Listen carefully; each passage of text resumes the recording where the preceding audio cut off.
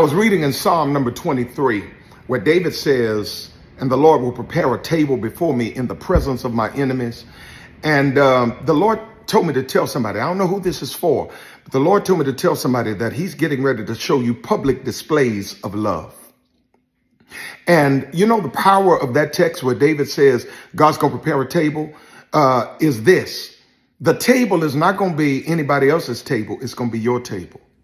God told me to tell you that the season of you struggling and vying, trying to sit at somebody else's table and worrying about who doesn't want to hook you up and who doesn't want to see you blessed and who don't want you at their table, that day is over.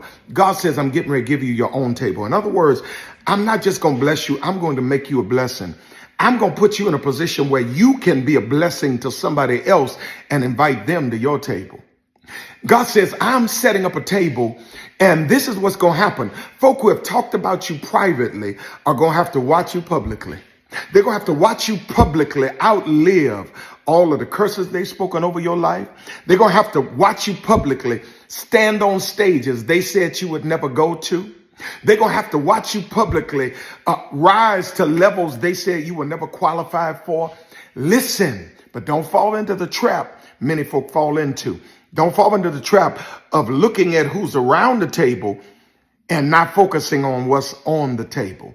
Don't be busily looking at who don't like you and she don't want to see me here. It doesn't matter.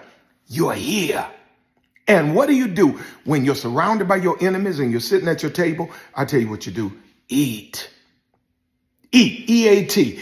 Evolve, ascend to the next level, and triumph over everything they've ever spoken over your life. It's time for you to eat.